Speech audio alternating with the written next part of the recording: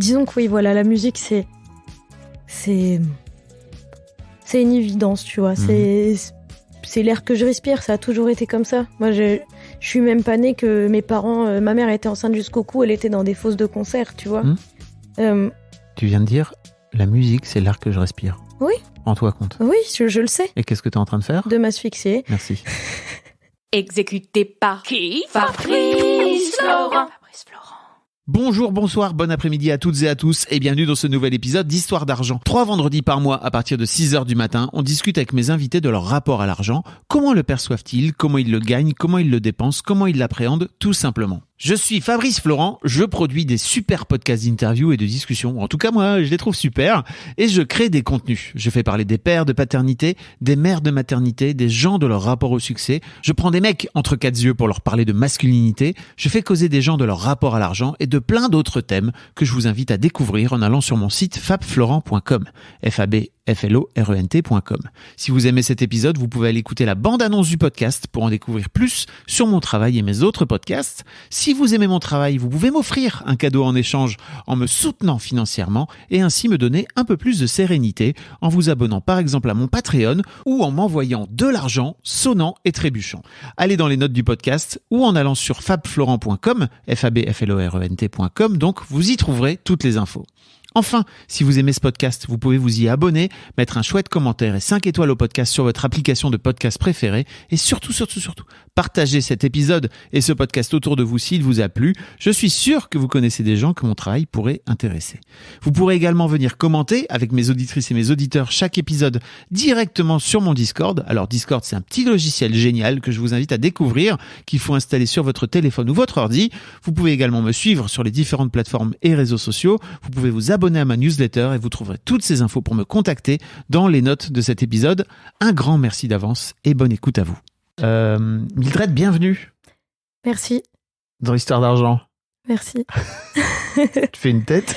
Ouais, bah oui, c'est bizarre. Qu'est-ce qui est bizarre ? J'ai tellement écouté Histoire d'argent que en fait, à aucun moment je me suis imaginé dedans. C'était vraiment sur un coup de tête en fait que je t'ai envoyé un message. Tu m'as envoyé un message sur Instagram à la base ? Ouais. Je me souviens même plus de quoi tu parlais exactement en fait. C'était en réaction à un épisode, non ? Je crois non, c'était en réaction à une de tes stories. Okay. Déjà, j'envoie très rarement en fait des messages sur Insta aux gens que je connais pas en vrai. Donc déjà, c'était bizarre. Je me souviens en fait où j'étais quand je t'ai envoyé un message et sur le coup, je me suis dit, allez, coup de poker. Je lui dis potentiellement, je pourrais passer dans un épisode, mais pas en me disant j'aimerais passer dans un épisode. Tu vois, c'est vraiment la différence. C'est ça. J'ai l'habitude, tu sais. Ok. Les gens qui me déballent leur histoire sans jamais venir me dire à la fin j'aimerais bien passer. Ouais. Je sais que c'est aussi une façon de tendre une perche et que après c'est à moi de la saisir, quoi. Ouais. Mais en fait, au début, c'était vraiment pas ça. Et puis le temps entre le premier message et maintenant, maintenant j'ai envie de passer dans le podcast, même si ça me stresse. Mais pourquoi t'avais pas envie avant ? En tout cas consciemment peut-être ? Non, tu sais, c'est juste des fois tu mets de la distance en fait entre le contenu que t'écoutes et toi, et à aucun moment je me suis projetée dans ça en fait, tu vois. Oui. C'est pas que j'avais pas envie, c'est juste que l'idée m'était pas venue et je me suis pas vue dans ce rôle-là en fait. Ok, trop cool. Alors que t'as une histoire d'argent. Ah bah. T'as des trucs à raconter quoi. Ouais, j'ai des trucs à raconter. Je sais pas si j'ai une histoire d'argent, mais je pense que d'après ce que j'ai constaté quand même dans ton podcast, beaucoup de gens ont des choses à raconter sur l'argent de manière générale et en fait je m'étais pas trop posé de questions. Je voyais bien que c'était quelque chose de comment dire qui est un peu négatif pour moi, mais je m'étais jamais posé la question de pourquoi ni comment. Enfin, en fait, je m'interrogeais pas dessus. Quand t'as commencé Histoire d'argent, au début je me suis dit, parce que j'écoutais tes autres podcasts et je me suis dit ça m'intéresse pas, je vais pas écouter ça. Et en fait un jour je sais pas, je suis rentrée dedans et je me suis dit oh là là.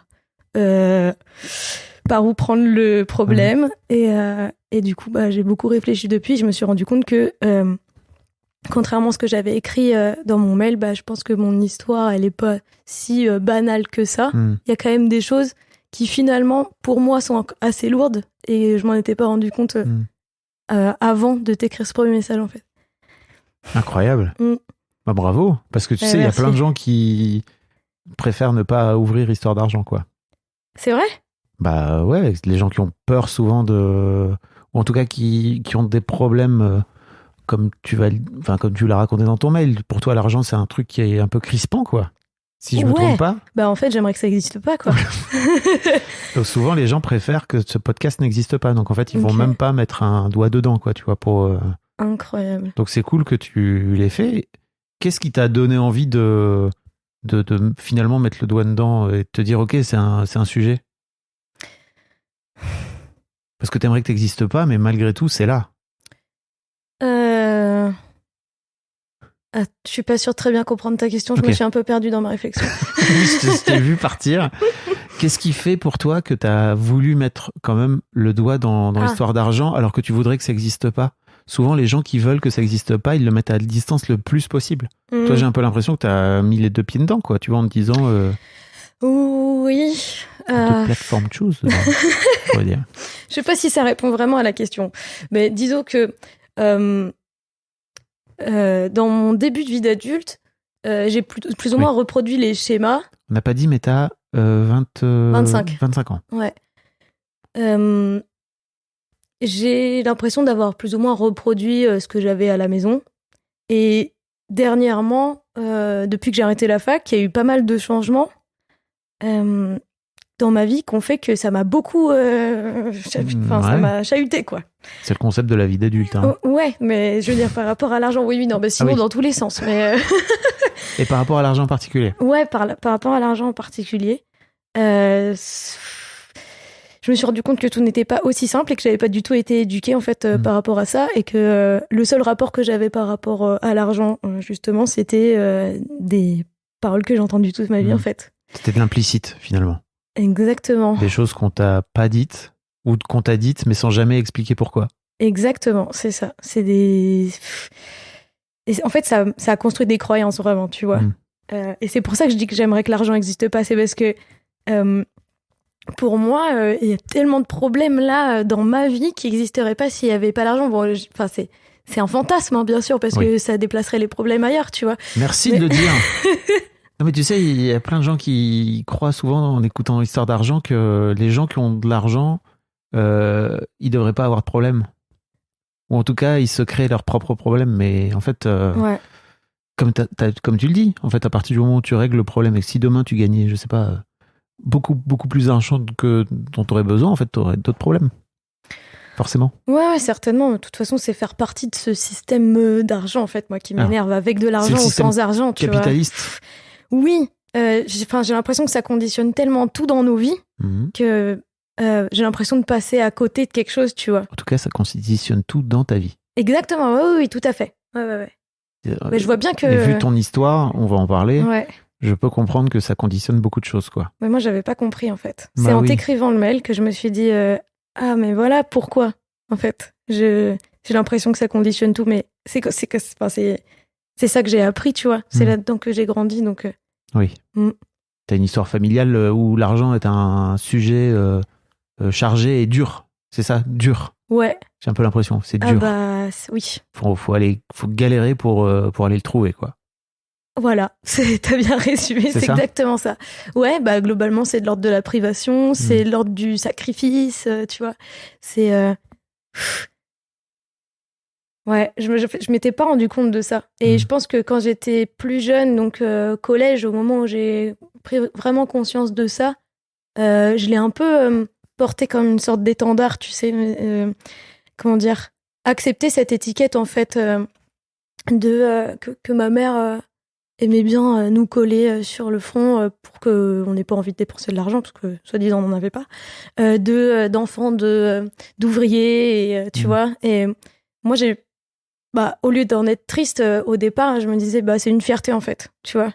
Histoire de réussir à survivre avec ce truc qu'on m'a asséné tout le temps, que non, on pouvait pas avoir les mêmes choses que les autres, que non, nous, on pouvait pas partir en vacances, que c'était normal qu'on voit pas notre père 5 jours sur 7 parce que il fallait bien qu'on ait un toit sur la tête et quelque chose à manger, en fait. Et moi, Ton père est chauffeur routier. Absolument. Il l'est encore aujourd'hui? Ouais. Ok. Il l'est encore aujourd'hui, alors que plus personne est à la maison. Enfin, plus personne. Les enfants volent de leurs propres ailes, quoi. Globalement, enfin, tout le monde a plus de 18 ans. Tout le monde est en mesure de gagner son propre argent, et donc théoriquement, plus personne n'a besoin de compter sur lui pour avoir un toit et à manger. Et moi, je me questionne beaucoup du coup de pourquoi il continue à faire ce métier dont il s'est plaint pendant 20 ans maintenant. Parce que c'est physique, parce que il gagne pas assez par rapport aux contraintes que c'est, qui nous a pas vu grandir, etc. Que oui, globalement, il se fait maltraiter par tout le monde, par les patrons, par les autres ouvriers, etc. Tu en as parlé? Tu sais que c'est le genre de questions que je pose. Tout à fait, mais le problème, c'est que la relation avec mon père, elle est dans un spectre entre compliquée et inexistante. Parce que on n'a pas grandi, j'ai pas grandi avec lui, quoi. Je l'ai juste vu les week-ends et c'était très compliqué parce que justement le week-end il rentrait et donc fallait respecter que il était fatigué. C'était le moment du repos. Et qu'il fallait surtout pas faire de vagues parce que sinon il allait repartir avec ça la semaine. Enfin, il y avait beaucoup de pression sur ça.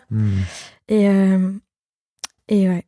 Et moi, tout ce que j'ai entendu, c'est que c'était le raccord entre mes parents, que lui, il travaillait et ma mère, elle s'occupait de nous. Mais ça a surtout créé beaucoup de conflits entre eux, en fait. Ils sont toujours ensemble, cela dit. Ok. Mais pour nous, ça n'a pas été facile. Et je précise que je suis l'aînée. Oui, j'allais te dire. Et t'as des frères et sœurs, donc? J'ai 2 petits frères. Ok. Mais on est assez rapprochés. Ok. D'accord. On va parler de tout ça. J'aime bien poser le décor au départ. Très bien. Mais la première question que j'ai envie de te poser, c'est si je te dis argent, qu'est-ce que ça t'évoque? Du coup, j'ai réfléchi à cette question. C'est négatif, c'est des contraintes et c'est globalement injuste en fait. Ok. Beaucoup d'injustice. Ok. C'est vraiment ça le premier mot qui me vient. Ça m'énerve parce que dans ton podcast, j'entends des gens qui disent liberté, possibilité, sécurité, enfin des choses qui sont à peu près, on va dire, plus ou moins positives. Et en fait, moi, ça m'inspire rien de positif. Est-ce que tu te rends compte que, en fait, peu importe que ce soit de la liberté, de la sécurité ou de la contrainte ou un truc négatif, en fait, quoi qu'il arrive, c'est des projections qu'on fait. Tout à fait, ouais. C'est que des trucs qu'on vient projeter sur l'argent qui n'ont strictement rien à voir avec l'argent. Absolument. Ok. Et donc, ça veut dire que tu peux changer cette projection. Ouais. Sans pour autant dire hop, c'est de la magie, vas-y, let's go. Mais une fois que tu en as pris conscience, ça veut dire aussi peut-être que tu peux décider de le voir autrement. C'est pas comme si c'était un truc qui t'était destiné à vie et que tu étais obligé de porter sur tes épaules. C'est tout à fait vrai. Parce que pour moi, c'est plutôt les projections de tes parents. Oui, tout à fait. Si j'ai bien compris. Mais je pense que j'en étais plus ou moins détachée quand j'avais un travail.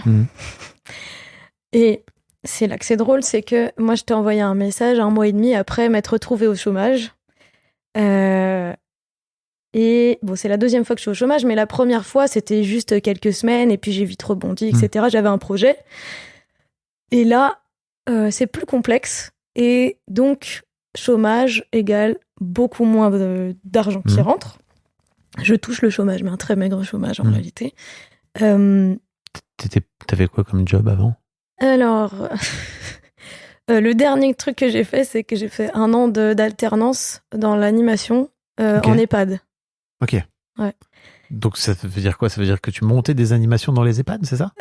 Non, ça veut dire que dans les EHPAD, il y a un poste d'animateur en fait, et que moi je me formais à faire ça. Ok.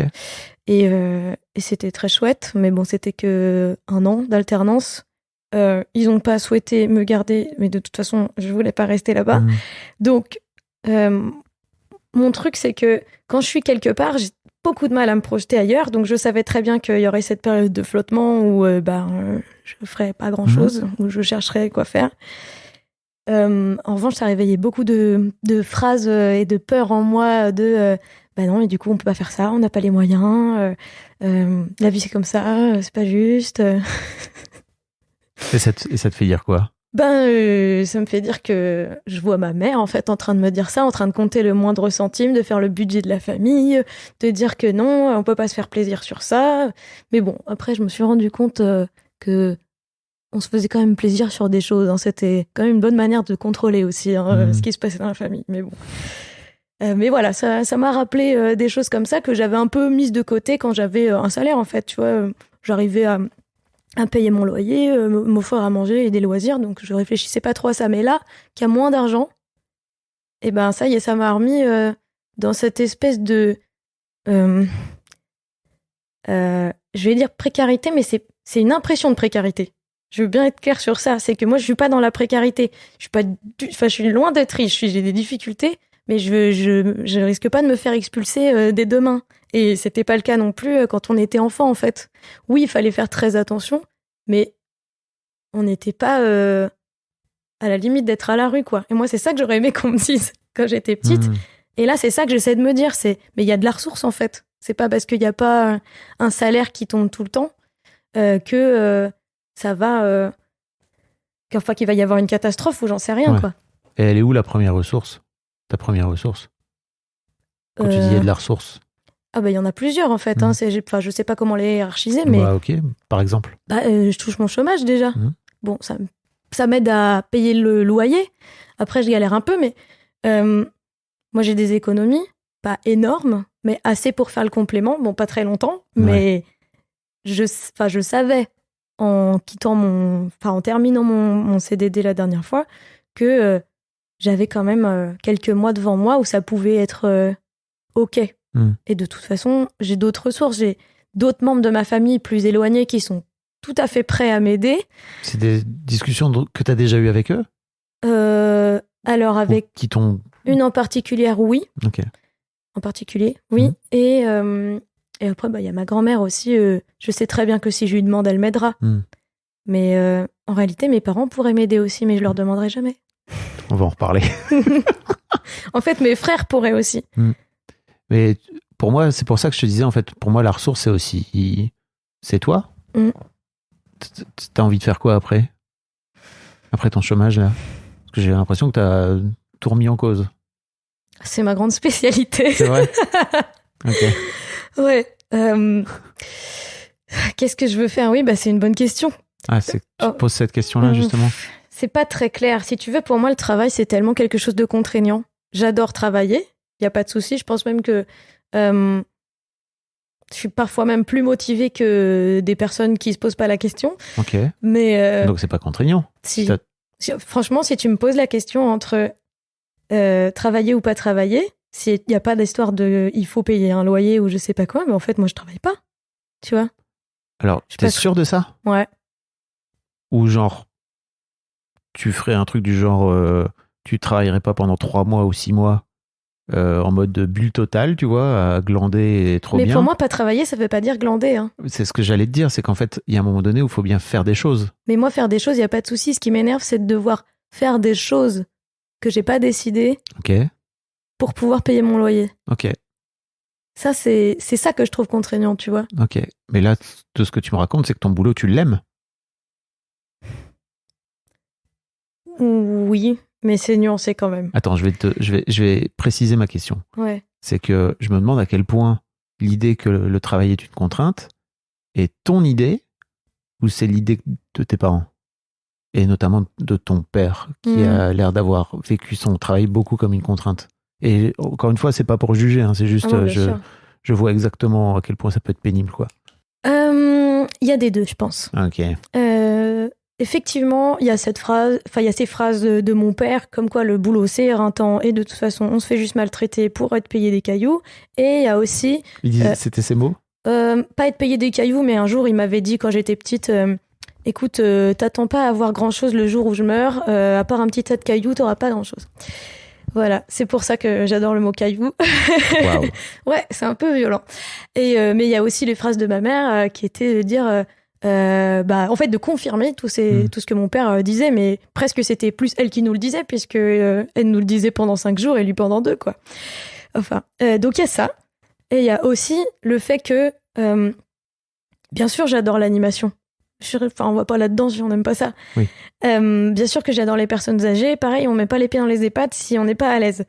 En revanche, si vraiment je pouvais faire ce que je voulais de ma vie sans avoir d'idée de gagner de l'argent pour quelconque raison, comme payer le loyer, en fait, je passerais ma journée à dessiner, à peindre, à coudre, à chanter, à faire des trucs qui me fassent gagner de l'argent. C'est chiant.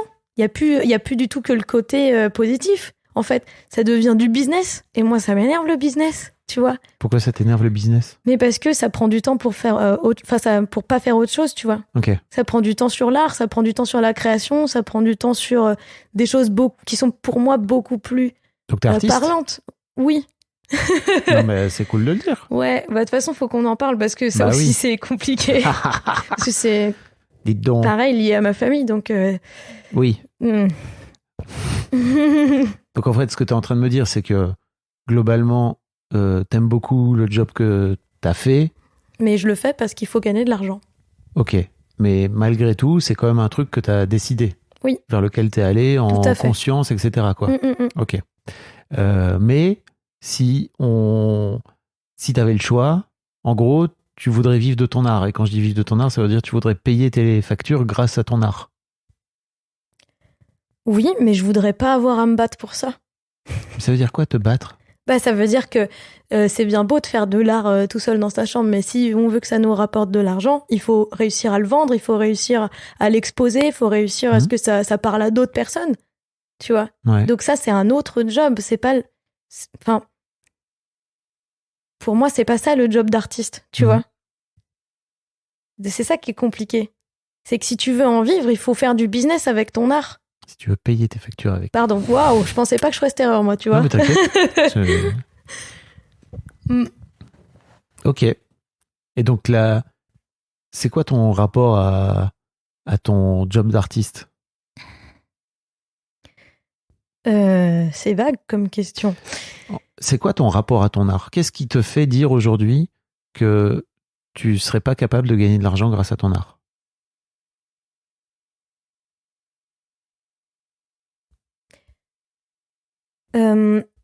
Pour moi, c'est compliqué de répondre à cette question, mais peut-être qu'avec un exemple, je vais pouvoir entrer dans le sujet. Ok. J'ai donc un groupe de musique qui existe depuis plus de 11 ans, qui est majoritairement constitué de ma famille, donc mes 2 parents, mes 2 frères et d'autres personnes.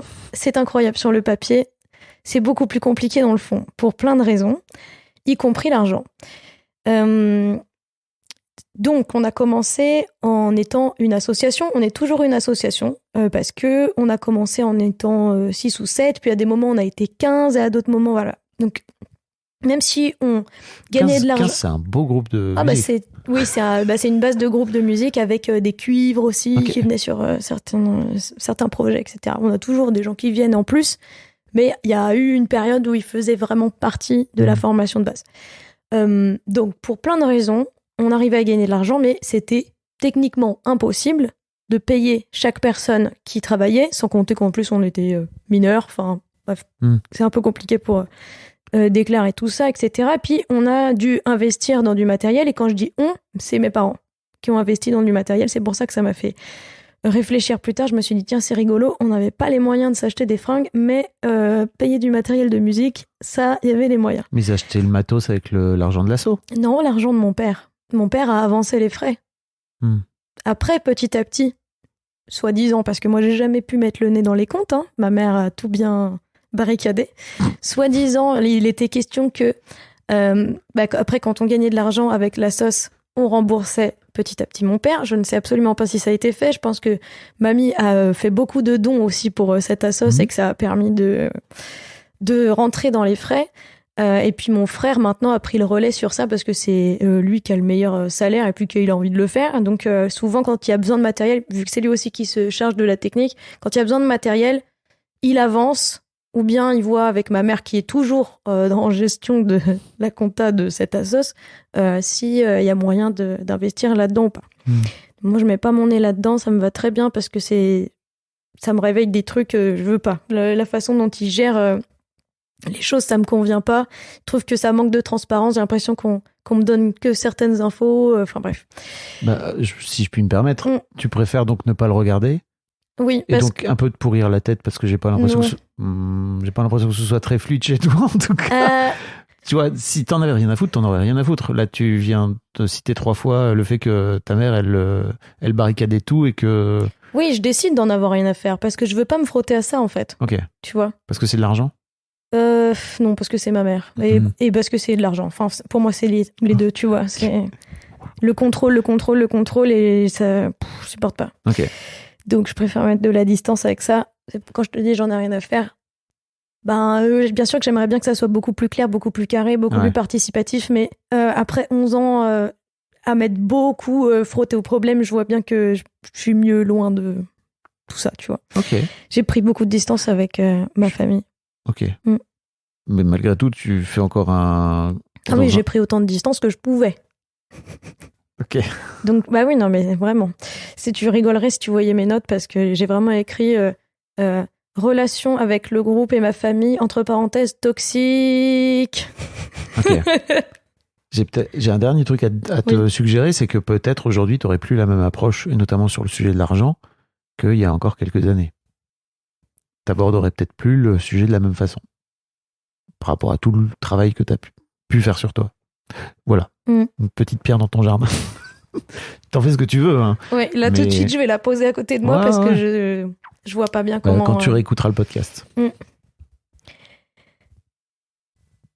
Et du coup, je suis pas arrivée au bout de mon histoire. Oui, c'est que donc en fait cet asso existe depuis 11 ans. Vous avez un groupe familial.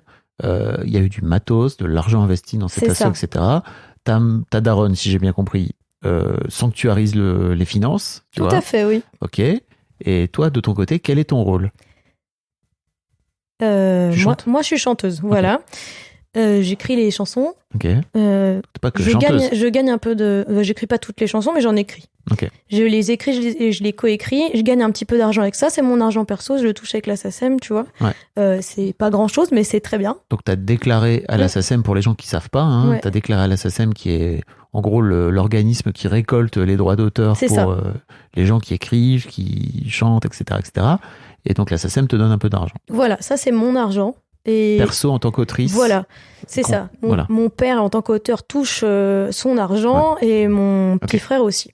Donc ça, c'est de l'argent que les autres touchent pas. En revanche, quand on fait des prestations, on touche de l'argent. Et quand je dis on, c'est tout le monde, mais c'est l'association qui récupère l'argent. Oui. Donc, a priori, on est rentré dans nos frais et questions matérielles, de ce que j'ai entendu dire de mon frère. Et donc, il s'est posé la question l'année dernière, venant de ma mère et de mon père, a priori, de commencer à nous payer individuellement pour les prestations.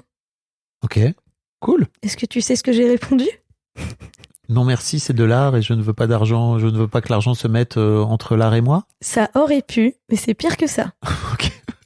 C'est non merci, parce que si je commence à gagner de l'argent avec ça, ça va devenir un travail et à ce moment-là, je ferai plus ce que je veux et vous allez me contrôler. Vous allez décider que j'ai besoin d'être là à tel endroit, que je pourrais plus en fait dire ce concert-là, j'ai pas envie de le faire, ça ne m'intéresse pas.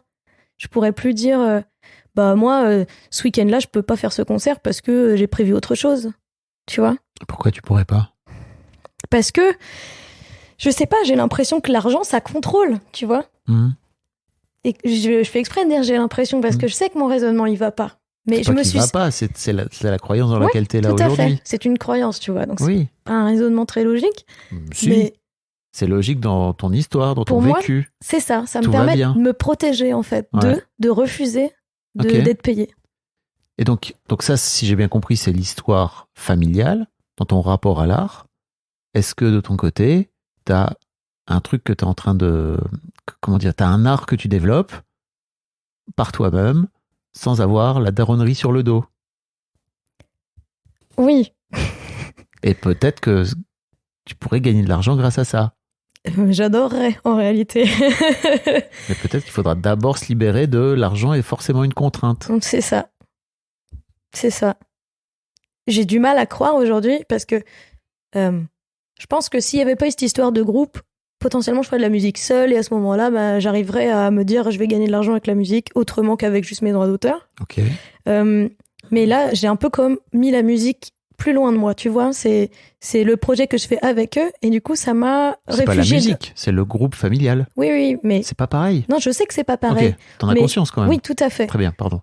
Tout ça pour dire que du coup, je suis partie dans le dessin, la peinture, la couture, des choses où ils peuvent pas m'atteindre parce qu'ils n'en font pas, tu vois. Ok. J'ai pas de point commun avec eux là-dessus. Et donc oui, c'est des choses que je développe pour moi, que je garde pour moi, que je partage absolument pas avec eux. Et dans ta tête, est-ce que tu arriverais à créer un projet musical toute seule ou sans tes parents ? Ça m'a effleuré plus d'une fois et je ne sais pourquoi. cette idée, c'est comme un nuage qui s'efface, tu vois. C'est une sorte de fantasme qui... Fantasme. Ah, mais j'adorerais, moi. Ok. Mais en fait, moi, je suis une chanteuse. Oui. Tu vois, ça se c'est sent. mon identité. Oui. Sauf que... Chanteuse à haut talon. Oui. Vous n'avez pas le look de Mildred qui est incroyable. Merci. Ouais, je sais pas. J'ai l'impression que, tu sais, d'avoir fait de la musique avec eux pendant 11 ans, donc mon adolescence comprise, c'est comme si je savais pas faire de musique sans eux. Objectivement, t'as déjà testé ? En fait, le problème, c'est que je joue d'un instrument, mais je peux pas m'accompagner avec, puisque c'est de la flûte traversière. Donc, je suis obligée de faire des prods, ou obligée, du coup, d'avoir quelqu'un avec moi qui fait de la guitare ou du piano. Ok. Parce que j'ai essayé et je suis infoutue de faire de la guitare ou du piano, vraiment. En tout cas, pas en chantant, c'est pas possible, tu vois. Et, attends, excuse-moi, mais est-ce que t'as la sensation d'avoir travaillé suffisamment la guitare ou le piano ? Parce que pour moi, c'est pas du tout le même taf. C'est-à-dire qu'il faut d'abord avoir un putain de niveau en piano ou en musique pour pouvoir commencer à chanter au-dessus. Bah, tout à fait, oui, on est d'accord. Enfin, en guitare, ça va, mais... Non, en vrai, tu peux réussir à bidouiller des choses, mais moi, je veux pas bidouiller, je veux vraiment faire des choses, tu vois. Mais ça nécessite peut-être du travail supplémentaire. Bien sûr, tout à fait. Mais t'as préféré mettre de côté ? Je suis pas sûre que j'ai préféré. Je pense que il y a un moment où il fallait dormir et que moi, je fais tellement de choses, enfin, là, plus du tout, parce que ça m'a cassé mon rythme de plus travailler. Mais dis-toi que, normalement, moi, je travaille du lundi au vendredi, que je garde mes soirées, soit pour... avancer sur ce qui doit se faire le week-end ou avoir un minimum de vie sociale. Et le week-end, je répète, je fais des concerts, tu vois. Donc en fait, pendant longtemps, mon adolescence comprise, donc même quand j'étais au lycée, même quand j'étais à la fac, que j'avais un boulot à côté, etc., j'ai toujours eu 1000 choses à faire en même temps. Donc si tu veux me poser comme ça, trouver 1 heure et me dire, allez, on va apprendre le piano, on va apprendre la guitare, mais en fait, je sais pas, quand est-ce que je peux trouver ce temps-là, tu vois. Et là, aujourd'hui, t'as du temps, non ? Là, aujourd'hui, j'ai du temps, mais du coup, je passe mon temps à peindre. Ok. Je fais autre chose, tu vois. Comme si je me disais, bah tiens, pour une fois, j'ai du temps pour moi, je vais pas faire de la musique. Ok. Tu vois. Donc, t'as repoussé la musique ? Ouais. Tout en disant qu'en fait, t'es une chanteuse ? Tout à fait. Ok. Est-ce que t'as repoussé la musique comme t'as repoussé un peu tes parents ? En tout cas, ta famille ? Oui. Voilà. Clairement. T'as déjà entendu parler du concept de loyauté ? C'est un mot que je connais, oui. Mais ce qui se passe souvent, et c'est souvent un truc dont je parle dans Histoire d'argent, c'est qu'en fait, il peut y avoir des loyautés à tes parents. Oui, je vois ce que tu veux dire. Au nom de, comme tu dis, comme j'ai toujours fait de la musique avec mes parents, pourquoi est-ce que j'arriverais à le faire toute seule ? Ou pourquoi est-ce que, comme j'ai toujours fait avec eux, quelque part, peut-être, il faut que je sois loyal. Il faut que tu sois une bonne fille, tu vois. Il faut que tu fasses partie de la famille. Il faut que tu sois, j'ai pas d'autre terme que loyal et fidèle, tu vois, à un truc que tes parents t'ont finalement... En plus, j'imagine qu'ils t'ont... Enfin, si vous avez un groupe familial comme ça, c'est que la musique, elle est dans la famille, quoi. Ah bah oui. Oui. Donc ça veut dire qu'à un moment donné, toi, en tant qu'individu, ça veut dire que t'es en train de sortir, finalement, la musique de la famille pour en faire un truc personnel qui t'appartient à toi. Oui. Enfin, ça te parle ou pas ce que je Oui, tout à fait. Okay. J'ai même eu envie de te dire, tu sais pas à quel point c'est le cas, puisque mon père a fait le conservatoire à partir de ses 4 ou 5 ans, a fait de la musique toute sa vie, puis a arrêté subitement, a eu des enfants et n'a repris la musique que le jour où mon frère s'est mis au saxophone. Tu vois le lien ? Tu comprends l'espèce de pression qu'il y a, tu vois, de dire c'est notre truc, tu vois. C'est comme si la famille, elle avait pas de lien sans ça, quoi. Ok. Cette pression-là, elle existe au sein du cadre familial. Ah oui, c'est pour ça que j'en suis sortie. Oui. Dès que je retourne là-bas, c'est... Est-ce que tu as conscience qu'en fait, tu peux être déloyal à tes parents ? Ouais. Ils ont pas idée de ce que je fais de mes vies, c'est rigolo. En ce moment, oui, mais je leur dis plus rien du tout. Est-ce que tu as conscience que tu peux être déloyal par rapport à tes parents et notamment par rapport à la musique ? Ouais, Est-ce que tu as conscience que tu peux faire de la musique sans tes parents? J'ai conscience que je peux le faire. Je pense que c'est pas acquis dans l'inconscient, mais j'ai conscience que je peux le faire, tu vois. Mais je pense que c'est pas assez intégré pour que que j'ai l'impulsion de le faire librement, tu vois. Comme quelqu'un qui se dit, bon, allez, je vais me lancer, je vais faire ça. Ok. Qu'est-ce qui te ça manque? Vient pas, quoi. Qu'est-ce qui te manque?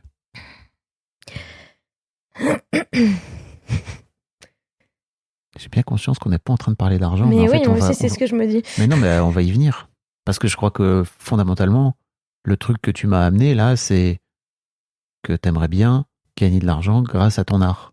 Et que tu viens de me dire que ton identité, c'était d'être chanteuse. Et que peut-être que on peut réussir à renouer les deux. C'est-à-dire, comment faire pour faire en sorte que Mildred gagne de l'argent grâce à son activité de chanteuse.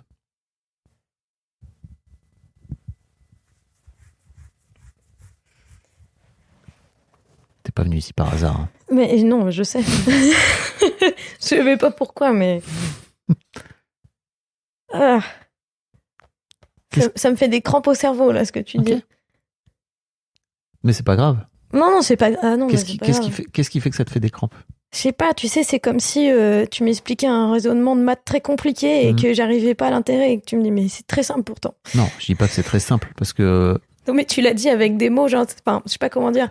Tu t'as mis des mots là où, pour moi, c'est un brouillard mental absolu, quoi, tu vois. Bah, tu le réécouteras, tranquille, et tu te rendras compte qu'en fait, de l'extérieur, il y a un truc évident. En tout cas pour moi, hein, de ce que je vois de toi. Oui, effectivement, t'es chanteuse. Effectivement, t'es pas animatrice dans un EHPAD. Ou tu peux l'être si ça te fait kiffer, qu'en fait, à un moment donné, tu te dis, tiens, ça c'est un truc que j'ai envie de faire à côté, quoi. Mais tu sais pourquoi je suis animatrice en EHPAD? Vas-y, dis-moi. Je sens venir. Bah parce qu'on peut pas gagner de l'argent avec l'art. Ça, c'est ce qu'on m'a répété toute ma vie. Hein. Yes. Et t'as déjà tenté dans ton job d'animatrice en EHPAD, je sais pas, faire des petits concerts? Ouais. Ouais. Et les gens, ils disaient quoi? N'arrête jamais de chanter, c'est formidable, t'es incroyable. Étonnant. Étonnant. Il y a des gens qui m'en parlent encore aujourd'hui, alors que, enfin pas régulièrement, mais j'ai des nouvelles d'eux, notamment des vidéos. Quand je dis des gens, c'est des résidents en EHPAD qui ont des pathologies apparentées à la maladie d'Alzheimer, donc quand même des troubles de la mémoire, et qui se rappellent de mon nom et qui sont capables de chanter des choses que j'ai chantées. C'est arrivé une fois, c'était il y a 1 an et demi. Ok. Je suis restée 8 jours. Je crois qu'on appelle ça un don.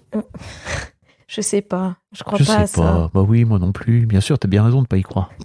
Ça te permet de pouvoir rester dans tes croyances. Tu sais, ça fait partie des choses qu'on m'a matraqué dans le cerveau. Mais c'est bien sûr. Je sais bien. Et je suis pas en train de te dire que c'est de ta faute. Je sais bien que c'est pas de ta faute. Mais aujourd'hui, ce qui est cool, c'est que j'ai l'impression que t'as plein de fils sur lesquels tu peux tirer et que tu peux décider d'actionner ou pas. Et j'aimerais bien qu'on revienne sur la loyauté. Il est très possible d'être déloyal vis-à-vis de tes parents par rapport à la musique. Et la loyauté ou la déloyauté n'a strictement rien à voir avec le fait que tu ne les aimes pas. Tu peux aimer tes parents d'un amour immense pour tout ce qu'ils t'ont apporté et les remercier pour tout ce qu'ils t'ont apporté, tout en décidant de vivre ta vie d'être humain et de leur laisser leurs croyances. C'est pas les tiennes. Ça, je crois que tu l'as compris. Oui, bah c'est des boulets pour moi, ces croyances. Donc, j'ai très envie de leur dire merci, mais maintenant, récupérer ça parce que ça me pourrit la vie, en fait. Mais c'est intéressant que tu parles d'amour, parce que moi, je ne doute pas du fait que je les aime. En revanche, j'ai vraiment l'impression que eux, au moindre de mes faits et gestes, c'est... surtout ma mère, ils vont croire que je les aime pas, en fait. Ouais. C'est des phrases que j'ai entendues, ça. Bah, faut accepter De toute façon, je peux rien y faire. Je vais pas passer ma vie à essayer de la convaincre que je l'aime si elle veut pas l'accepter, quoi. Mais sans doute, elle va... Ça fait des nœuds, quoi, tu vois, tout ça. Ouais. Et sans doute, en plus, elle va... De ce que tu me racontes, il est possible qu'elle agisse pour appuyer sur ces boutons-là et te faire revenir dans le giron, quoi, tu vois. Va falloir que tu tiennes bon le jour où tu le feras, tu vois, et je te souhaite d'y arriver. Mais surtout, il faudra... peux partir du principe qu'en fait, elle va finir par comprendre que tu seras d'autant plus heureuse et d'autant plus heureuse du lien que vous avez quand tu t'arrêteras d'éloigner la musique. Et donc la famille. Je crois. Parce que là, j'ai l'impression que ce que tu es en train de faire, c'est que tu es en train non seulement d'abîmer le lien familial, et encore une fois, on reparle d'argent, puisque si j'ai bien compris, l'argent est au centre de tout ça. Donc tu es non seulement en train d'abîmer le lien familial, mais tu es aussi en train d'abîmer ton lien avec la musique. Comme les deux sont très liés. Ouais.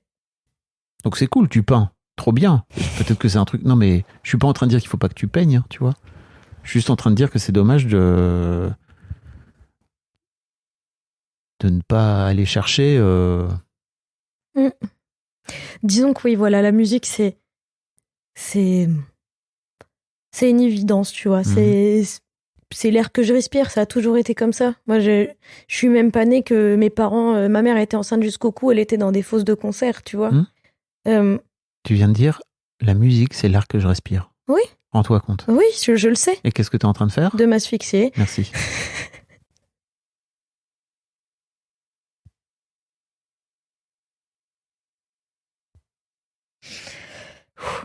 C'est violent, hein. C'est vrai, c'est violent ? Ouais, pour moi, de constater ça. Parce que, j'ai bien dit, je suis en train de m'asphyxier, mais c'est à eux que j'en veux, c'est pas à moi, tu vois. C'est vachement plus simple de leur en vouloir. Si je puis me permettre. C'est vrai. Plutôt que de prendre ta responsabilité certes, de jeune femme, tu vois, mais quand même d'adulte, quoi. On est quand même la seule espèce à venir voir ses parents et à dire vous avez pas bien fait ça. Tu verras jamais un putain de renard ou un renardeau, tu vois, aller voir ses darons en disant mais vous m'avez pas bien élevé, c'est pas sympa. Et je dis pas, tu vois, enfin, j'entends bien que tout ce que t'as vécu, c'est pas cool pour l'adulte que t'es, etc. Mais en fait, aujourd'hui, il est temps de t'en libérer, quoi. C'est vrai. J'ai l'impression que, tu vois, quand tu me dis il est temps de t'en libérer, j'ai l'impression que j'attends que ça soit eux qui me libèrent, tu sais, qui viennent me voir et qui me disent on a merdé. Mais tu vas t'en sortir, mais on a bien merdé, quoi, tu vois. J'aimerais tellement. Sauf que le peu de fois où on a essayé d'avoir des discussions où je les culpabilisais pas, attention, mais j'essayais d'amener des sujets. Avec eux, c'est quand même assez difficile de parler, mais parfois j'essaye. Mais trop souvent, ma mère a été capable de dire des trucs comme non, mais on n'a jamais dit ça. Mais à aucun moment on a fait ça. Oui. Pourquoi, enfin... Mais darons, je les adore, mais c'est leur spécialité d'être de mauvaise foi comme ça, tu vois, à dire mais non, mais jamais j'ai dit ça. T'es là. En fait, quand j'étais plus jeune, sans doute un peu plus vieux que toi, j'étais en colère. Vous ne dites pas la vérité. Aujourd'hui, je suis là, mais c'est normal en fait. Pourquoi j'essayais à tout prix de vouloir leur dire que j'avais raison. Ouais. En fait, je voudrais juste qu'ils reconnaissent qu'il y a des trucs, c'était pas très cool, quoi, tu vois. Mais ils le feront en temps voulu. Et ils le feront d'autant plus simplement que t'arrêteras d'attendre qu'ils le fassent. Le pire, c'est que j'en ai déjà un peu fait l'expérience de ça, parce que là, c'est plus compliqué avec ma mère, mais au départ, c'était avec mon père que c'était très compliqué. Et quand j'étais en thérapie un temps, puis j'ai arrêté. Bref, c'est un autre sujet, mais en thérapie, j'ai compris que fallait que je lâche la grappe à mon père, et que le jour où j'arrêterais de lui mettre la pression pour qu'il me montre qu'il m'aime, ça allait être beaucoup plus simple. Depuis, c'est vrai que c'est plus simple. Et je pense papa, aime-moi, papa. C'est là, putain, c'est beaucoup. Tu rigoles, mais je pense que c'était bien plus hystérique que ça encore, tu vois. Je me rendais pas compte, en fait. C'était pas hystérique, t'avais besoin d'amour. Je te juge pas. T'avais besoin que ton père te dise qu'il t'aime. Tout ce que tu me racontes, ton daron, il a pas été beaucoup là. Et puis j'imagine que quand il était là, c'était pas des grandes... Il était souvent très en colère, c'est pas des grandes effusions d'amour, voilà. Et machin. Toi, tout ce que tu voulais, t'es une môme, tu vois. T'es là, papa aime-moi, quoi. Dis-moi que tu m'aimes. Aime-moi comme je suis, tout court, tu vois. Pas... Comme une chanteuse, tu vas dire. Ouais. Exemple typique, mon père est pas foutu de me dire quand j'ai fait un bon concert, tu vois, j'ai pas besoin qu'il me le dise. Mais le fait est que pendant très longtemps, j'ai cru qu'il le pensait pas. Puis j'ai appris que il dit ça à tout le monde sauf à moi, tu vois. Donc maintenant, ça va, je sais qu'il est juste pas capable de me le dire et que il pense quand même des choses positives, donc ça me rassure. Mais tu vois, il a tellement de mal que effectivement, c'était super facile pour l'enfant que j'étais de croire qu'il m'aimait pas, quoi. Tellement pas capable de communiquer, tu sais. Puis ma mère qui dit non, mais ton père, il est comme ça. Même avec moi, c'est difficile. Il montre pas, il est comme ça. Est-ce que tu as l'impression que ton père est un musicien frustré? Oui. Oh là. Pardon. Le rire qui vient tout droit des enfers. Oui, oui. C'est pas des enfers. Non, mais Non, mais c'est vrai, oui, bien sûr que c'est un musicien frustré. Mon père, dans ce groupe, plutôt il le disait beaucoup plus, mais je sais que c'est toujours le cas maintenant, il essaie de ne pas reproduire les erreurs qu'il a fait dans ses anciens groupes. C'est un argument qui lui permet de justifier des choses avec lesquelles je suis pas forcément d'accord. Quand je dis, mais ça, par exemple, pour moi, c'est pas très stratégique, pourquoi est-ce qu'on fait ça plutôt que ça mais pour plein de raisons, tu vois. Pour plein de sujets différents. Ok. Ben, c'est toujours non mais croisant mon expérience, moi j'ai saccagé 2 groupes de musique comme ça, donc on va pas faire comme ça. Ça c'est un raccourci, ça c'est un machin. Ok, mais enfin moi ça me dépossède complètement de cette histoire aussi, tu vois. Et donc ton père il a fait quoi comme métier? Tu veux dire plutôt que d'être musicien et artiste et ouvrier, chauffeur routier. Et garder les petits, tu sais, les machins qui extraient le pétrole, là aussi, je sais plus comment ça s'appelle. Ouais, voilà, c'est ça. Et toi? Ben, moi, j'ai de les papiers, les mamies, du coup, se marrer. On n'a pas parlé de mon boulot d'avant, quand j'étais vendeuse à Decat. On peut parler que j'ai vraiment vécu de la même façon que mon père.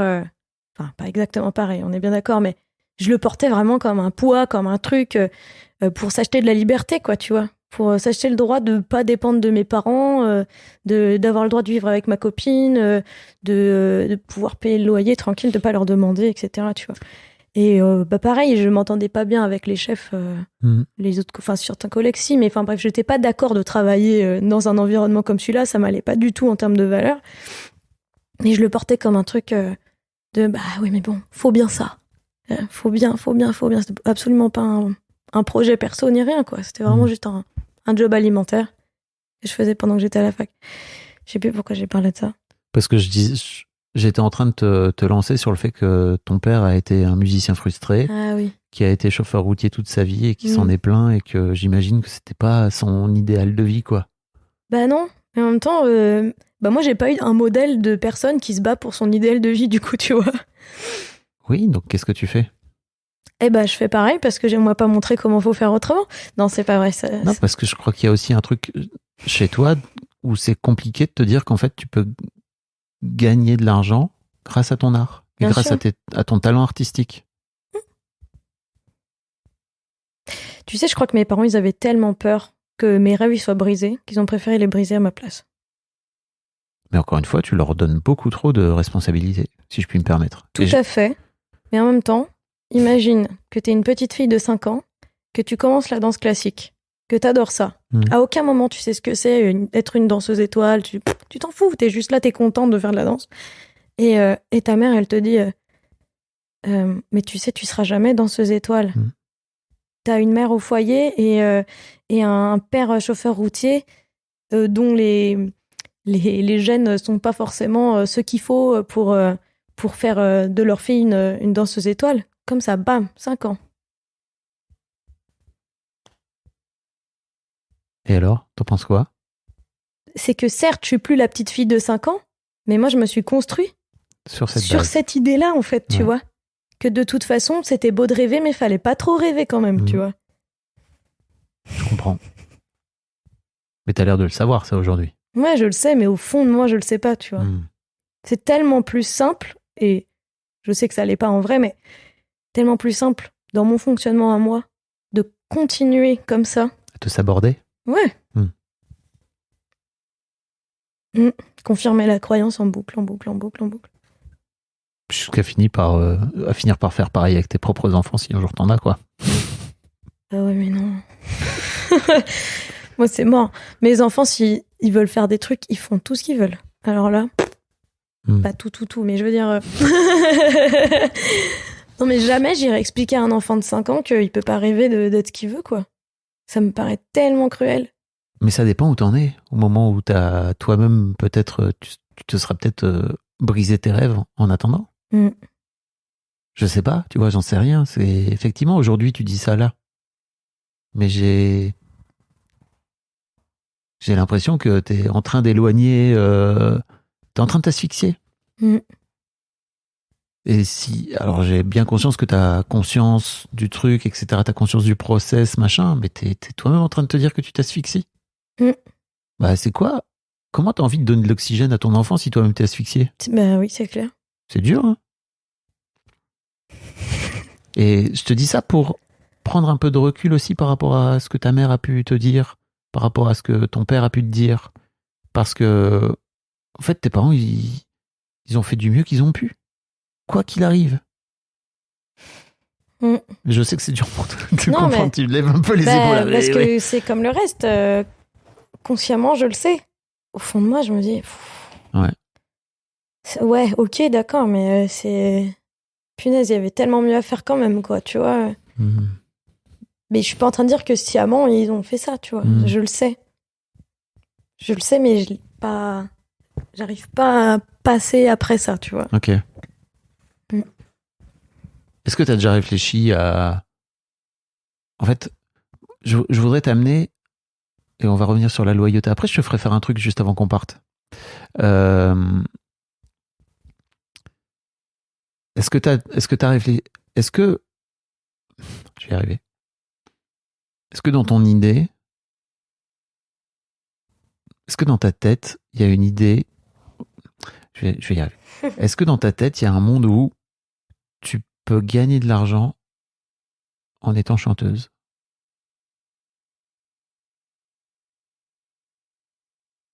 Et tu peux gagner non seulement de l'argent en étant chanteuse, mais que ce soit, à terme, ton activité à 100%.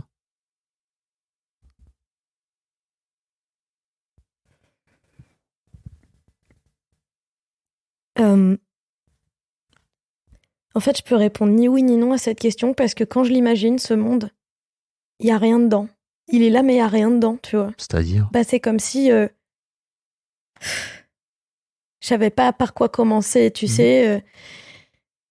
Comme si c'était tellement pas compatible avec ce que je connais comme modèle que il existe, mais comment on fait pour y aller, tu vois? Comment on fait pour le construire? C'est toi qui décides. Je suis sûr que tu as toutes les réponses. Ou en tout cas, tu as des débuts de réponses. Et je comprends que pour toi, ce soit un peu une page blanche. Mais... Ah punaise, je comprends des trucs en même temps. Des os, pas des os. J'ai envie de te dire aussi que, en fait, c'est à toi de décider. Et en fait, si tu fous la paix à tes darons, plutôt que d'être en colère sur tes darons, et je comprends encore une fois que tu sois en colère contre tes darons. Je pensais pas l'être autant avant de parler ici quand même. Très en colère contre tes darons, mais parce que en fait, je crois qu'il y a un truc qui se cristallise autour de la musique, tu vois, et qu'en fait, t'as l'impression qu'ils t'ont volé la musique. Oui, bah oui, voilà. Évidemment. Et donc... Bah oui, forcément, ils m'en ont complètement dépossédé puisque je peux en faire qu'avec eux. Ils t'en ont pas dépossédé. Non. Tu t'en es dépossédé, tu les as laissés te déposséder de la musique. Alors que la musique, elle t'appartient, c'est ta voix. Enfin, je veux dire, ils t'ont pas non plus piqué ta voix, ils t'ont pas coupé les cordes vocales. Tu peux pas, t'es pas obligé d'en faire qu'avec eux, c'est fou. Pourquoi tu penses ça? Je sais, tout est mélangé, tu sais. Oui, bien sûr, je sais bien que tout est mélangé. C'est pour ça que je me permettais de te dire, c'est quoi le monde? Il est où le monde où Mildred, 25 ans, décide de gagner de l'argent grâce à son art, grâce à sa musique? Et en fait, je comprends quand tu me dis, c'est tout blanc, je sais pas par où commencer, mais en fait, sors un crayon et dessine-le, ce monde. C'est à toi de décider. Et quand tu me dis, je sais pas par où commencer, je crois que tu es en train un peu de te mentir, parce qu'à mon avis, si tu réfléchis un peu, tu vas vite trouver des fils sur lesquels tu pourrais commencer à tirer. Voilà. Je dis oui, mais je suis pas convaincue. Parce que là, c'est... Voilà, c'est maintenant, mais... Oui, je sais, je vois bien que je suis en train de te... un peu une pierre dans ton jardin, quoi, tu vois. mais j'en suis à peu près convaincu. Ça n'est pas possible que tu fasses tout ça depuis 11 ans et que t'aies pas une idée de comment faire. Ou en tout cas, que t'aies pas une idée en toi. Je te dis pas qu'elle est consciente pour l'instant, mais je suis convaincu que forcément t'as des idées. Que t'aies pas voulu les regarder en face, ça je comprends. Ouais, c'est ça. Je pense que ça me parle, cette expression. Comme s'il fallait tout faire pour s'en rapprocher, mais pas faire ça, tu vois. Ça me dérange pas du tout de chanter en EHPAD. J'ai pas l'impression de... Enfin, je sais pas comment dire. C'est pas ça mon rêve, donc c'est ok, en fait, tu vois. Mais ça peut être un premier pas d'aller chanter dans tous les EHPAD de France. Et attends, je rigole pas. C'est le meilleur public, en plus. Ils sont tellement contents. C'est pour ça que je te dis ça. C'est qu'en fait, quand tu me parles de cette expérience où t'as les petits vieux qui sont Alzheimer et tout, et que t'as marqué, je vois dans tes yeux... Ils relèvent la tête. Voilà. Oh, c'est tellement bizarre. Je vois dans tes yeux que ça s'allume. D'accord ? Et en fait, ce que je me dis juste, c'est que ce genre d'expérience-là, on appelle ça des ancrages. Les ancrages, à quoi ça sert ? Ça sert à venir te dire, non mais en fait, je suis capable de le faire. C'est des moments, des souvenirs, des trucs que tu as réussi, entre guillemets, et sur lesquels tu peux t'appuyer, tu peux ancrer des expériences en te disant, c'est trop bien, je suis capable de le faire, je suis capable d'allumer la lumière dans la tête et dans les yeux et dans les cœurs de tous ces gens qui pourtant ont des problèmes de troubles de mémoire, etc. etc. Bah voilà, en fait... peut-être que c'est la première étape pour toi de réussir à peut-être réunir les deux trucs, tu vois. T'as cette expérience-là, t'as peut-être la possibilité de gagner de l'argent grâce à ce job et de mettre un peu de musique dedans, de voir que, en fait, putain, ça marche. Voilà, hop, ça c'est pour toi. Il y a peut-être 1000 autres façons, hein, tu vois, c'est juste de ce que tu me racontes là, je me dis, il y a peut-être un truc à se jouer, quoi. Mais, si je puis me permettre, il n'y a aucune raison que tu n'arrives pas à gagner de l'argent grâce à la musique. Et je dis pas que ça va être simple, d'accord ? Je dis juste que tu es en train de me dire que c'est ton identité, tu es chanteuse. Et qu'en fait, si tu ne chantes pas, le monde est orphelin de tes chansons. Et je crois fondamentalement que le monde est orphelin de tous les trucs, tous les dons que les gens ont, d'une manière générale, et qui s'interdisent de faire parce que c'est pas bien, quoi. Ouais.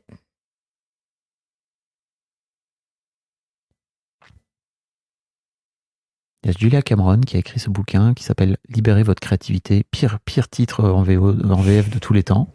Mais peu importe, ce bouquin est génial, où elle a bossé avec beaucoup d'auteurs, et elle explique qu'en chacun de nous, il y a un artiste fantôme que nos parents ont tué à l'âge d'enfant, tu vois, parce que c'est pas bien. Il y a peut-être en toi une danseuse fantôme. Tu vois, il y a tout à fait une danseuse fantôme, tu sais. Le jour où j'ai rangé mes pointes, je m'en souviens encore. Et qu'en fait, il n'y a aucune raison que ce fantôme-là ne revienne pas à la vie si on décide de le réveiller.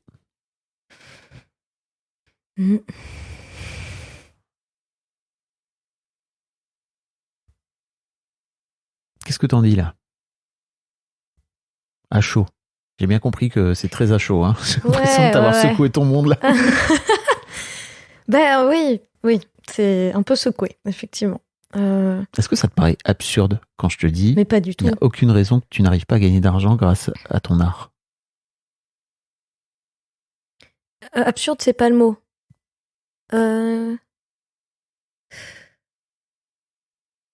Inatteignable ? Non. Tu sais, c'est comme si il y avait plus d'arguments, mais que cette part de moi, elle voulait quand même pas ouvrir la porte, tu vois. Ok. Mais pourquoi je ne sais pas. Certainement pour se protéger de quelque chose, certainement de l'échec, tu vois, mais... Non, je sais qu'il n'y a pas de raison que je puisse pas. La loyauté vis-à-vis de tes parents ? J'y reviens, mais c'est tellement identitaire dans la famille. C'est peut-être à cause de ça ? Oui, bah là, tout de suite, j'ai une phrase qui me vient en tête. Mon autre petit frère, le dernier, lui, il compose depuis très longtemps. Il compose sûrement depuis même avant moi. Et... À quel âge? 20. Ok. Et on compose ensemble très régulièrement. La plupart du temps, on compose tous les deux. Mais lui, il compose beaucoup de trucs tout seul, à lui, tu vois. Et quand il était au collège-lycée, je pense qu'il avait un peu de frustration de se dire mes chansons, je les joue tout seul dans mon coin, parce qu'il les amenait pas forcément dans le groupe. Pour le coup, c'est respecté, ça. Mais du coup, il allait les jouer avec le batteur de mon groupe et un autre gars d'un autre village qui faisait de la guitare. Donc, ils étaient un trio comme ça. Lui chante? Je sais plus qui chantait. Non, mais il m'avait demandé de venir des fois. Non, il demandait une autre chanteuse amie avec eux de venir. Sauf que j'ai vraiment ce souvenir que ça lui a été reproché. Ce truc de... t'as vu le temps que tu consacres à ce projet-là? C'est du temps que tu pourrais consacrer à notre projet à nous. Tu vois? Bon, aujourd'hui, je suis pas avec eux. Ça fait longtemps que je vis plus avec eux. Ils savent pas ce que je fais de mes journées. Je pourrais très bien... Tu vois, de ce point de vue-là, il n'y a pas de loyauté, en fait, tu vois? Parce que je pourrais très bien choisir que je fais ça maintenant. Par contre, il y a un peu une loyauté en termes d'image. C'est que moi, avec ou sans groupe, je suis Mildred Gallagher, tu vois. C'est... du coup, si Mildred Gallagher commence à faire des trucs en solo à côté, qu'est-ce que tu vois? Comment on construit les choses? Et c'est vite touffu. Alors, qu'est-ce qu'il faut faire? Il faut créer une autre identité pour que ça soit complètement hermétique. Je sais pas. Ah ouais, t'es déjà dans ce genre de prise de tête? Oui. Bah, on s'en fout, t'es Mildred. Oui, t'es Mildred t'es Mildred avec, non, mais avec ta famille et t'es Mildred toute seule. Je sais, ouais. Est-ce que t'es obligé de t'inventer un nouveau prénom quand tu rentres dans ta famille? Je sais pas, tu vois. Mais j'ai l'impression que ça va m'être reproché que on va faire l'association entre les deux, tu vois. Ok. Mais bon, c'est toujours ce truc de vouloir tout contrôler à tout prix venant d'eux, tu vois. Et je pourrais très bien dire, bah non. Bah oui, pourquoi tu le fais pas? Qu'est-ce qui t'en empêche? Non, je pense que je peux, tu vois. Ok. Je pense que je peux. Je pense que c'est des questions que je me suis pas trop posées au final. Que tu t'es... Tu vois, je me protège en me les posant pas. Oui, empêché de te poser. Ok. Ah oui. J'ai interviewé Nash. Tu vois qui c'est, Nash? Oui. Qui fait partie de la famille Chédid. Oui. Qui est qui est la petite sœur de M. Et la fille de Louis Chédid. Dans Histoire de succès. Donc je mettrai un lien là. Si ça déjà, je vais te l'envoyer si ça t'intéresse. Mais je crois que j'ai écouté un bout. Et non, ça me dit quelque chose. Parce que voilà, elle, typiquement, et on parle beaucoup de trouver sa place au sein de la famille. Ouais. Et en tant qu'artiste à part entière, et au sein de la famille, etc. C'est trop intéressant. Et si tu veux, je peux te mettre en contact avec Nash. Tu veux aller lui en parler. Parce pourquoi pas. Vous avez sans doute des trucs à vous. Très certainement, oui. Oui.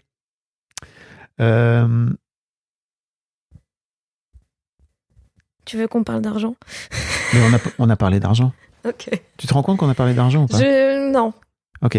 J'ai vraiment l'impression qu'on a survolé le sujet, tu vois. Mais... je crois pas. Ok, tant mieux. Hein. On a parlé de ton rapport à l'argent très rapide et qu'en fait, globalement, tu avais tendance à très vite repousser l'idée que tu pouvais gagner de l'argent. En tout cas, l'argent, c'est sale. C'est pas sale. L'argent, ça serait bien un monde sans argent. Exactement. Okay. C'est encombrant, c'est chiant, tu vois. Mais pourquoi ça l'est? Je sais pas, j'ai l'impression que tout serait plus simple sans.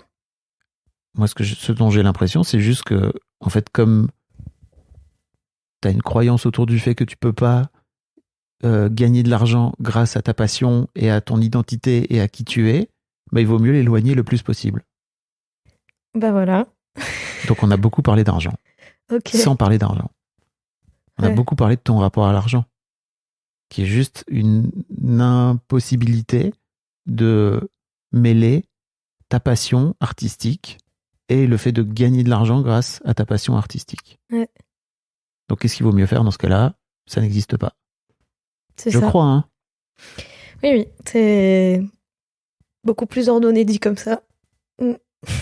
Et c'est pour ça que je te disais, à quel moment, comment tu fais pour dessiner le monde dans lequel tu gagnes de l'argent grâce à ta musique.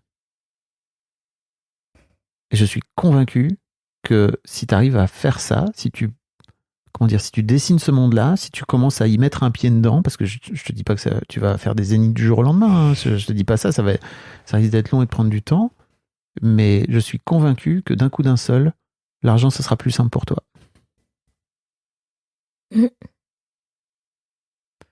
Je suis convaincu que si t'envoies ce podcast-là à ton père, vous allez avoir une discussion de l'espace à propos de votre rapport à l'argent, de son rapport au travail à lui, de son rapport à l'art, de son rapport à cette carrière qui, si j'ai bien compris, a été un peu avortée et qu'en fait il s'est retrouvé à faire un job de merde dont il n'avait pas envie et qui... Et que c'était à cause de nous.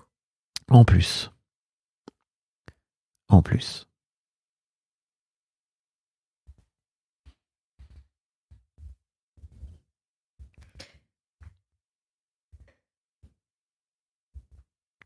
Vos parents ne sont pas vos parents. J'en ai parlé hier dans un épisode. Je ressors le livre de ce couple. Je vais le sortir quasiment à chaque épisode. Vos parents ne sont pas vos parents, qui est un bouquin qui explique tout simplement comment faire pour comprendre un système tout simple. C'est qu'à l'âge adulte, tes parents ne sont plus tes parents et qu'en fait tes parents sont tes ex-parents. Parce tu n'as plus besoin d'eux pour qu'ils te nourrissent, tu vois. Et que toi, en tant qu'enfant, t'es un ex-enfant. Voilà. Donc, je comprends que ton père ait fait tous ces sacrifices et en plus, je crois que tu peux le remercier pour tout ça parce que, à mon avis... J'aurais bien voulu juste qu'il me fasse pas payer ça. Mais... Oui. Tu vois ? Oui. Mais par contre, oui, merci, évidemment. J'ai un flash là.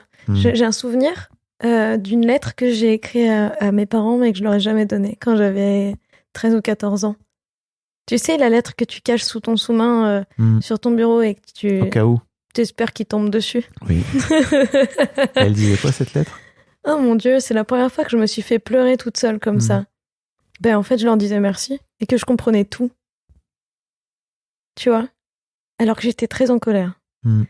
Mais au fond de moi, je savais qu'ils faisaient que ce qu'ils pouvaient.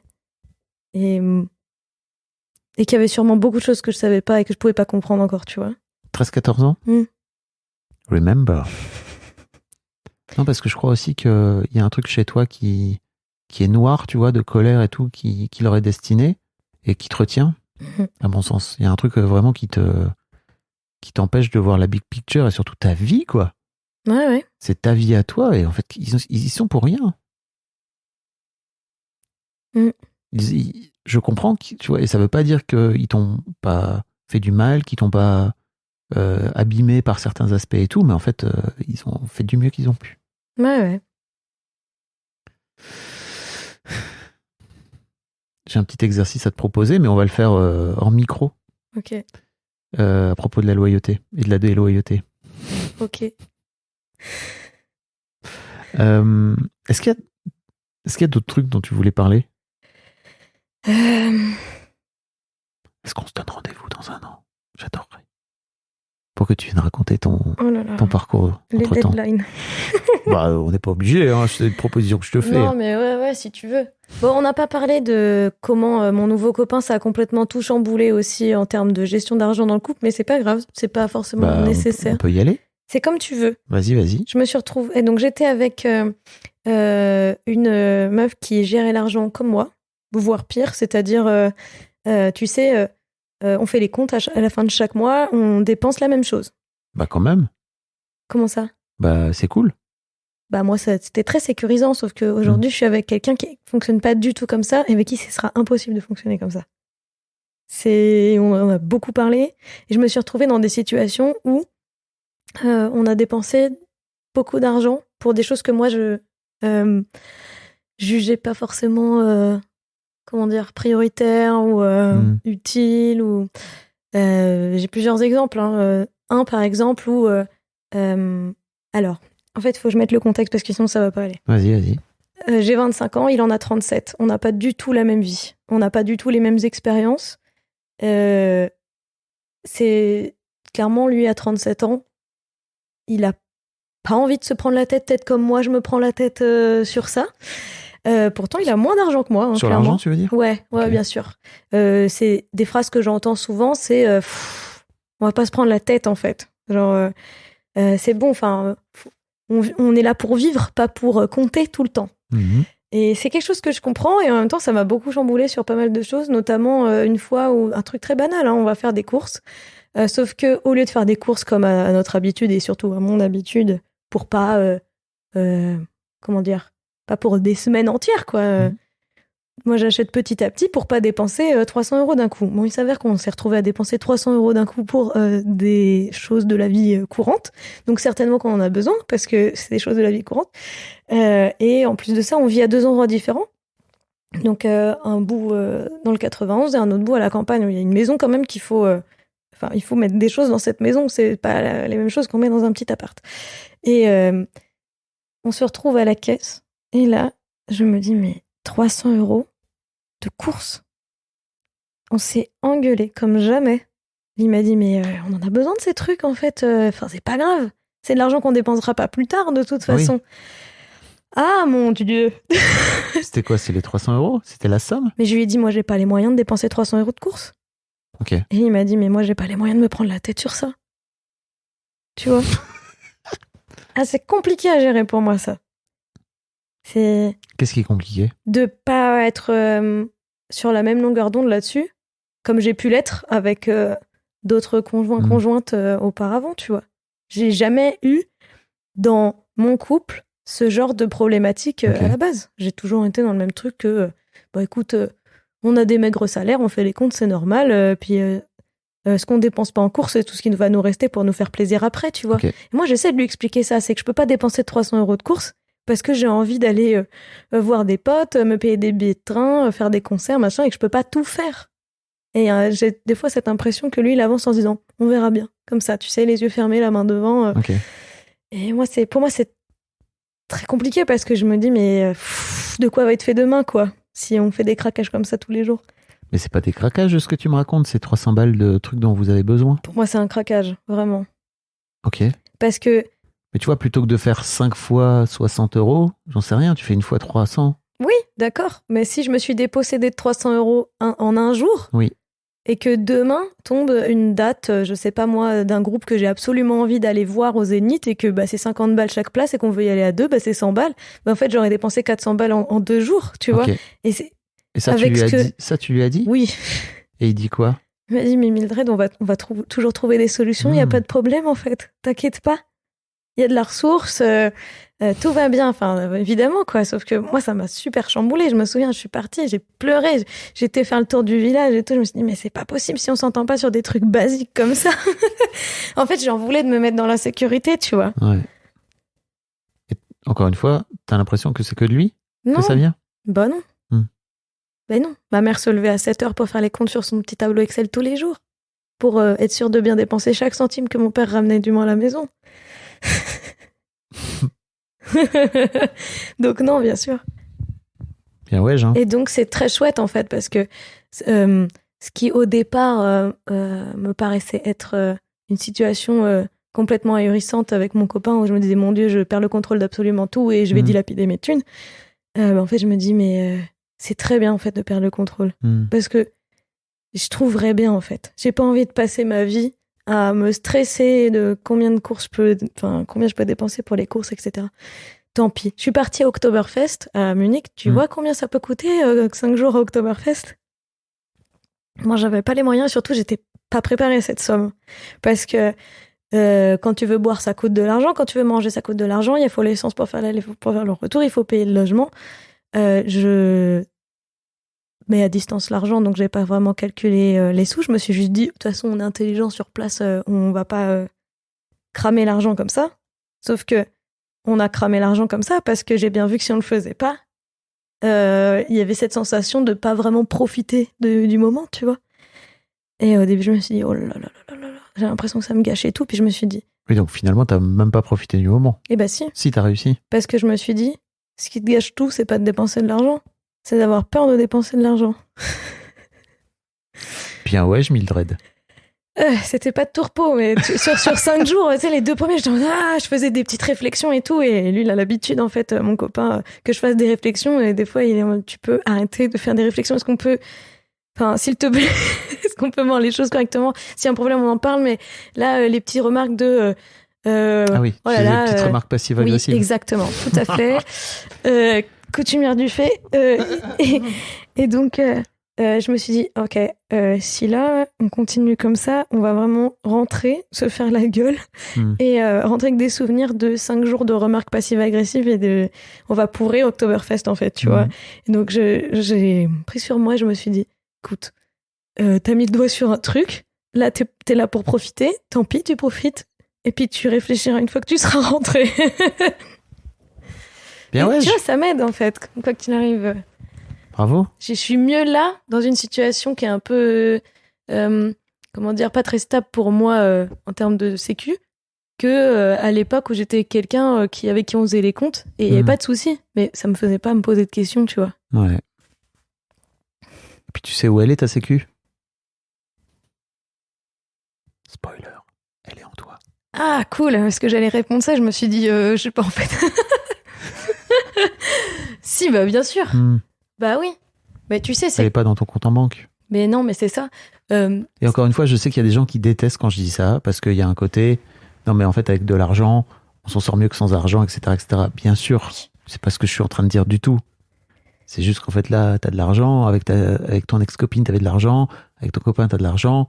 C'est juste, t'as besoin d'avoir le nez dans ton tableau Excel comme maman, pour avoir une sensation de contrôle et de sécurité. Le pire, c'est qu'il n'y a pas de tableau Excel en plus. Hein. Ouais. Tu sais, c'est juste de dire à peu près, machin, tu vois. Et du coup, il faut toujours une plus grosse marge de sécurité que ce qu'il faudrait vraiment, parce que vu que tu calcules à vue comme ça, en fait, tu te prives plus vite, plus facilement, du coup, tu vois, par peur de dire, merde, peut-être j'ai mal compté dans ma tête. Donc, oui, bien sûr que ça calcule, c'est évident. Bon, j'ai un petit exercice à te donner avant de partir. Tu vas le dessiner, ton monde où tu peux gagner de l'argent, là? Quoi? Tu vas le dessiner, ton monde où tu peux gagner de l'argent grâce à ta musique? T'as bugué tellement fort. Oui, quand tu dis dessiner...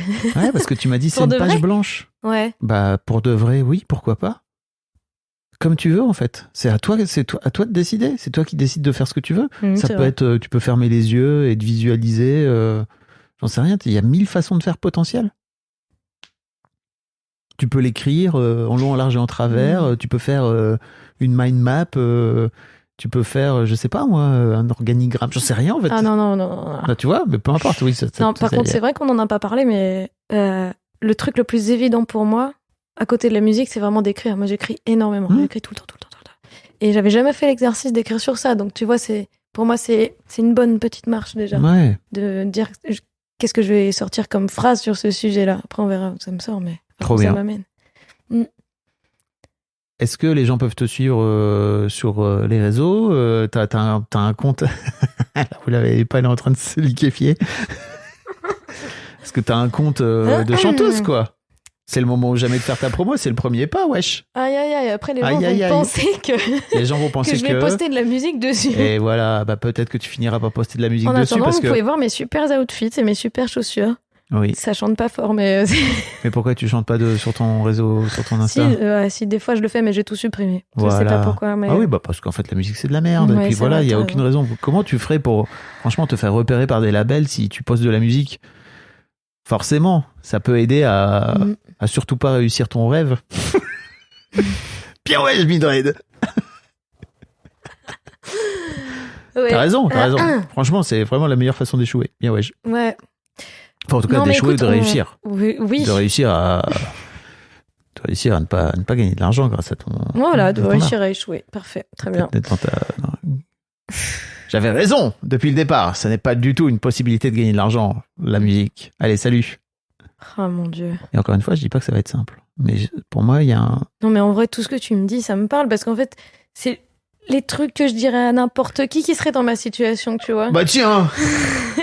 Moi, tous les gens qui me disent « Ah, je sais pas ». Comment ça, tu sais pas? Qu'est-ce qu'on peut s'interdire dans la vie? Oh bah tiens. Moi, à la base, normalement, je suis comme ça. Je vends du panache, moi, aux gens, tu vois. Fais-le pour toi. Ouais. Commence par raison, ta meilleure alliée pour commencer. Effectivement, donc tu vas écrire, c'est ça, ton monde. Je vais l'écrire, ouais. Mais tu sais, c'est rigolo parce qu'il y a 10 jours ou 15 jours, je sais plus exactement, j'ai créé une page annexe de ma page où tout le monde a accès. Et je poste notamment de la peinture, du dessin, et je fais des petites stories quand je couds des trucs. Et voilà. Peut-être que, je sais pas, on pourrait peut-être mettre de la musique dessus. Je ne sais pas. Bah oui. J'aimerais bien. Parce que ça s'appelle pas Mildred Pain, en fait. Ça s'appelle pas comme ça, mais c'est en gros pour dire que c'est là que je vais mettre mon contenu d'art, tu vois. Et j'ai pas arrêté qu'est-ce que ça serait comme art, donc potentiellement ça pourrait être ça. Eh bien, je mettrai un lien. C'est gentil. Merci.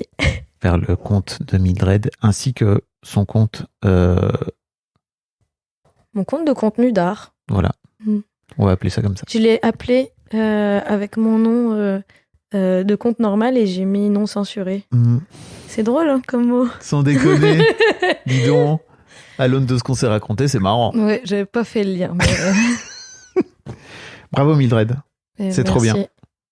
C'est trop bien. Tu peux être fier de toi de ouf déjà. Parce que là, j'ai l'impression que t'as ouvert un truc. Ouais, mais je te remercie parce avec plaisir. que j'avais besoin que tu me renvoies la balle là pour le coup. Je l'ai renvoyé. Avec grand plaisir, c'est mon job. Merci beaucoup. Merci Fab. Et puis on se donne rendez-vous dans un an. Hein. Enfin, ou plus tard si tu veux. Tu me diras. Ok.